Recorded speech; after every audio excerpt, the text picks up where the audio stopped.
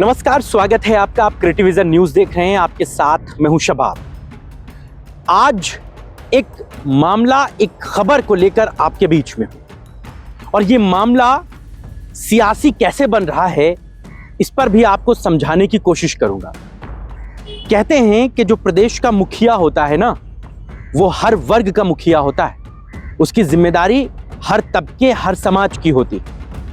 लेकिन अगर मुखिया मामलों पर ही राजनीति करने लगे, अगर वो ये कहने लगे कि ये आंसू घड़ियाली हैं, तो बड़ा सवाल उठता है। आज मामला हम आपके बीच अयोध्या का लेकर आए हैं। अभी प्रयागराज महाकुंभ में क्या हुआ ये किसी से छुपा नहीं है। कहा गया कि हजारों करोड़ों लोगों के स्नान करने की व्यवस्थाएं हैं, लेकिन मौनी अमावस्या के स्नान पर क्या हुआ, इस पर क्या कहा जाए। कितने लोग वहां पर मौत के गाल में समा गए और उसके बाद जांच के नाम पर खाना पूर्ति हो रही है। बहुत सारी बातें हैं जिनको कहा सुना जा रहा है और वो चीजें लगातार आपके सामने हैं। और इतना ही नहीं, एक तो महान प्रज्ञान पंडित आचार्य धीरेन्द्र शास्त्री कहते हैं कि मौतें तो रोज होती हैं, लेकिन जो प्रयागराज में मरता है वो सीधे स्वर्ग जाता है। ऐसी बातें शर्मनाक हैं। ये मुद्दे सोशल मीडिया पर तमाम तरीके से आपके बीच है, इन पर चर्चा नहीं करूंगा मैं। आज बात अयोध्या की कर रहे हैं। मिल्कीपुर का चुनाव चल रहा है दोस्तों, और वहां पर 5 तारीख को वोटिंग है। लेकिन वोटिंग से ऐन पहले मिल्कीपुर में एक हत्या हो गई है अयोध्या में, और वो हत्या ऐसी संगीन हत्या है, जो इस मामले को सुन रहा है उसकी भी छाती फटकर बाहर आ जा रही है। असल में एक 22 साल की दलित युवती पिछले 3 दिनों से अपने घर से लापता थी। परिवार वाले पुलिस वालों के चक्कर काट रहे थे। रोजाना उस बच्ची को ढूंढा जा रहा था, वो नहीं मिल रही थी। थक हार कर घर वाले पुलिस वालों के पास गए। पुलिस वालों ने भी महज खाना पूर्ति की। वो आए, 2-4 फोटो खींचे और उसके बाद वो इंतजार करने लगे किसी अनहोनी का। और हुआ भी वही जिसका डर घर वालों को था। उस बच्ची का शव अगले दिन नाले में पड़ा मिला। और सिर्फ शव नहीं मिला, वो जिस हालत में मिला वो बहुत ज्यादा सवाल खड़े करता है। उस बच्ची को, शव को देखने के बाद कई लोग तो मौके पर बेहोश हो गए, क्योंकि उसकी हालत इतनी बुरी थी। उसके हाथ पैर सब टूटे हुए थे, उसके पूरे बदन पर ब्लेड मारे गए थे, उसकी आंखें निकाल ली गई थी, उसके साथ सामूहिक दुष्कर्म किया गया था। ये तब है जब प्रदेश के मुख्यमंत्री हर जगह पर यह कहते फिरते हों कि जहां सपाई वहां बिटिया घबराई। उस राज्य में सिर्फ समाजवादी पार्टी पर या किसी पर भी दोषारोपण कर देने से आपकी जिम्मेदारी पूरी नहीं हो जाती। आप अगर बेहतर कानून व्यवस्था का दंभ भरते हैं तो फिर आपके राज्य में ऐसी घटनाओं पर अंकुश लगना चाहिए। और अगर गाहे बगाहे घटना हो भी जाती हैं तो उस पर तेजी के साथ काम होना चाहिए। यही सवाल आज अवधेश प्रसाद उठा रहे थे। वही अवधेश प्रसाद जिन्होंने भारतीय जनता पार्टी की छाती पर चढ़कर अयोध्या फैजाबाद का लोकसभा का चुनाव जीत लिया था। आज जब वो उस बच्ची के शव मिलने के बाद मीडिया से मुखातिब हो रहे थे, तब वो रो पड़े, हपक कर रो पड़े। उन्होंने कहा कि मैं इस मामले को मोदी जी के सामने उठाऊंगा, गृह मंत्री को बताऊंगा, और अगर न्याय नहीं दिला पाया तो फिर मैं अपनी संसद की सदस्यता से इस्तीफा तक दे दूंगा। ये बातें साफ तौर से जाहिर हैं, जिसके साथ ये घटना घटी होगी उसका दर्द कोई नहीं समझ सकता है। लेकिन अगर कोई दर्द बांट रहा है तो इसे नौटंकी कहा जा रहा है। ये बात प्रदेश के मुखिया कह रहे हैं। प्रयागराज महाकुंभ की घटनाओं पर महज खाना पूर्ति करने के बाद आज योगी आदित्यनाथ मिल्कीपुर में चुनावी दौरे पर थे। सारी बातें उन्होंने कही, खूब समाजवादी पार्टी पर तंज कसे, मोहित खान और तमाम दूसरे लोगों का जिक्र किया। लेकिन अयोध्या की इस घटना पर उन्हें संजीदगी दिखानी चाहिए थी। मामला उनके संज्ञान में है, वो इतना कह सकते थे कि मामले पर गंभीरता के साथ सरकार कार्रवाई कर रही है, दोषियों को बख्शा नहीं जाएगा, इत्यादि इत्यादि। लेकिन उन्होंने कहा क्या? उन्होंने कहा कि जो लोग इस पर नौटंकी कर रहे हैं उन्हें जवाब दिया जाएगा। ये प्रदेश के मुख्यमंत्री की जुबान से शोभा नहीं देता। अयोध्या के वो सांसद हैं अवधेश प्रसाद, अगर वो अपने क्षेत्र में हुई घटना पर अफसोस जता रहे हैं तो वो नौटंकी कर रहे हैं। ये सवाल प्रदेश के मुखिया उठा रहे हैं। कोई छोटा मोटा नेता ये सब बातें कहता तो एक बार सोचा समझा जा सकता था, लेकिन योगी आदित्यनाथ कह रहे हैं। और आपको याद है जब अभी पिछली 9 विधानसभा सीटों के उपचुनाव हो रहे थे, तो जो करहल जगह है मैनपुरी में, जहां से अखिलेश यादव विधायक थे और जब उन्होंने इस्तीफा दिया तो तेज प्रताप वहां से चुनाव लड़ रहे थे, वहां पर पोलिंग से ठीक एक दिन पहले इसी तरह भारतीय जनता पार्टी ने एक हत्या का मामला उठाया था।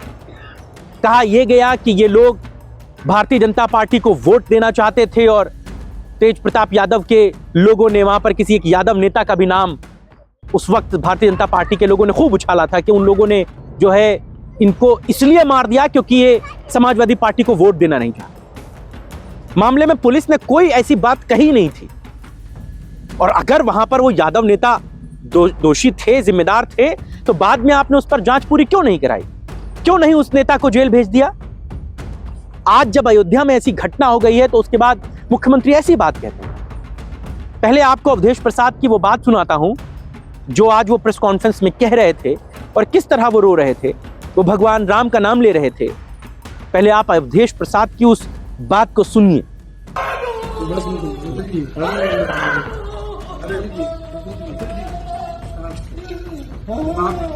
आप उसकी लड़ाई लड़िए, लड़ाई को आप लड़ेंगे, उसको न्याय उसके दिलाया जाए। हमें जाने दो दिल्ली, लोकसभा में जाने दो, मोदी के सामने हम बात रखेंगे। न्याय न मिला तो हम इस्तीफा दे देंगे, लोकसभा से हम इस्तीफा दे देंगे।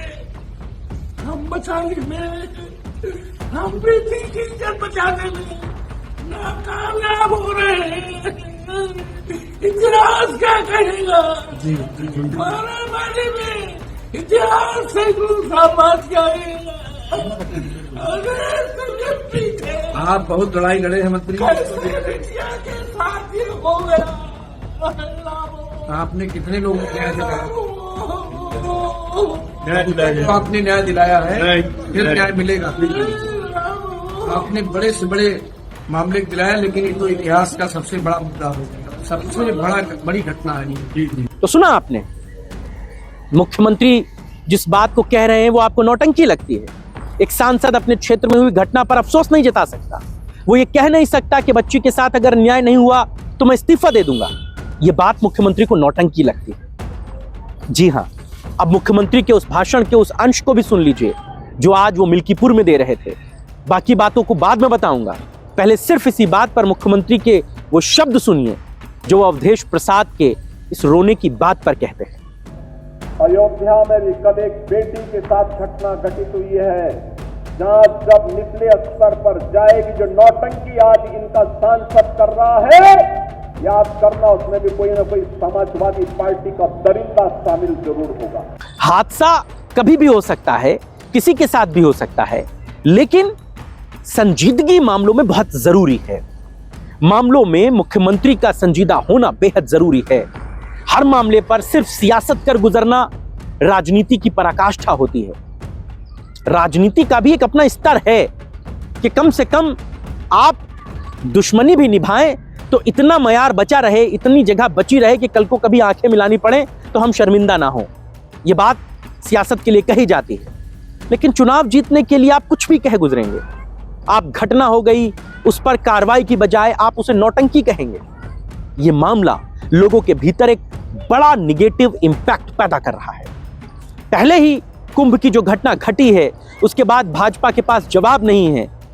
उसके नेता सिर्फ मंच से संबोधन करते हैं, वो जनता के बीच नहीं जा रहे हैं। उन्हें डर है कि कहीं जनता गिरेबान पकड़कर उनसे सवाल ना पूछ ले। और अब अयोध्या में ही चुनाव हो रहा है और अयोध्या की घटना पर यह बात। अच्छा, परिवार, चलिए अवधेश प्रसाद जो हैं वो मुख्यमंत्री की भाषा में कह दें कि नौटंकी कर रहे हैं, ठीक है, मान लेते हैं। परिवार वाले भी झूठ बोल रहे हैं क्या? आपको परिवार वालों की भी वो बात सुनाता हूं जिसमें वो बता रहे हैं कि किस तरह उनकी बहन के साथ, उनकी नंद के साथ विभत्सता की गई है और अपराधियों को पकड़ने की बजाय पुलिस वाले टालमटोल करते रहे। उनके परिवार की ये बाइट सुनिए, फिर आप इस पर खुद फैसला कीजिए कि ये किस तरह की राजनीतिक और वैचारिक लड़ाई है। मेरी बहन गई थी भागवत देखने क्या तारीख है? 30 तारीख को।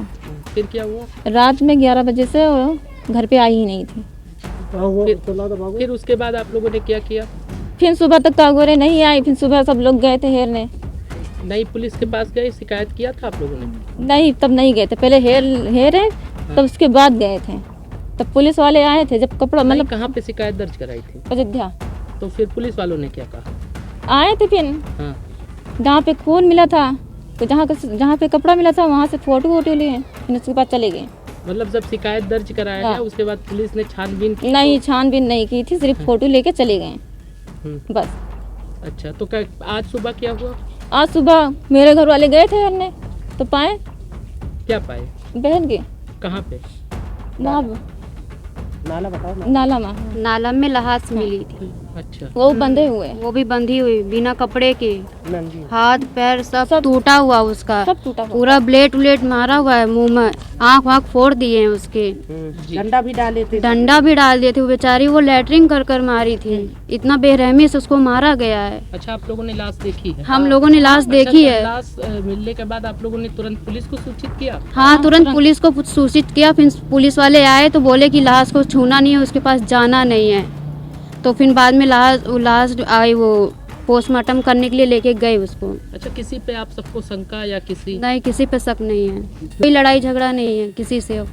तो सुना आपने, अभी प्रयागराज महाकुंभ में लोग अपनों को ढूंढ ही रहे हैं, बहुत सारे लोग लापता हैं और वहां पर गोदी मीडिया क्या दिखा रहा है ये आपसे छुपा नहीं है। इन सारी बातों का जिक्र करने का ये सही वक्त नहीं है, वो बात फिर किसी दिन और की जाएगी।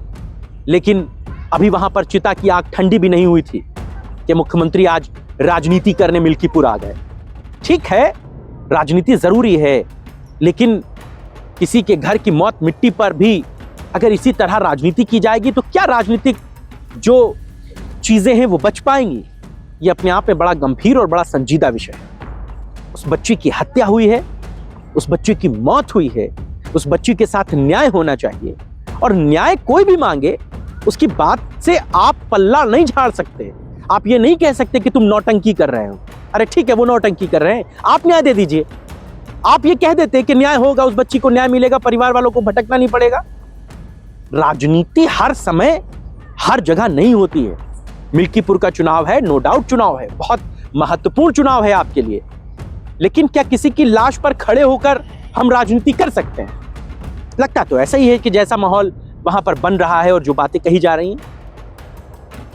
उस बच्ची को न्याय मिलना चाहिए, उसके साथ जो जघन्य अपराध हुआ है उस पर जो भी अपराधी हैं, आरोपी हैं, उनको जल्द से जल्द गिरफ्तार होना चाहिए। और कोई भी अगर उसकी मांग कर रहा है तो वो गलत नहीं कर रहा है, वो अपनी बात कह रहा है। आपको अगर वो राजनीति लगती है, नौटंकी लगती है, तो इसका कोई जवाब नहीं हो सकता और इस पर कोई सफाई नहीं देना चाहता। मिल्कीपुर में कल प्रचार का अंतिम दिन है, आज उससे पहले मुख्यमंत्री वहां पर पहुंचे थे और क्या कुछ उन्होंने कहा यह आपने सुन लिया।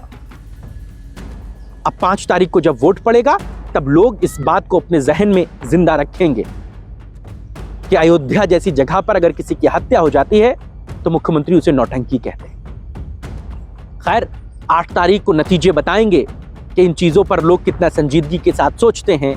लेकिन आप भी एक बार इस बात को अपने जहन में जरूर रखिएगा कि जिस तरह प्रयागराज महाकुंभ में हादसा हुआ, उसके बाद तमाम चीजें आपके सामने हैं, आंकड़ों को छुपाने की, झूठ बोलने की, बदइंतजामियों की तमाम कहानियां हैं। और अयोध्या की इस मौत के बाद भी अगर नौटंकी अल्फाज का इस्तेमाल होता है तो लोग इन बातों को अपने जहन में जिंदा रखते हैं और सही वक्त पर सही फैसला लेते हैं। 5 तारीख को जब वोट डालिएगा तो इन बातों को अपने जहन में जरूर जिंदा रखिएगा। आज की चर्चा में बस इतना ही। आपको चर्चा कैसी लगी हमें जरूर बताइएगा। नमस्कार।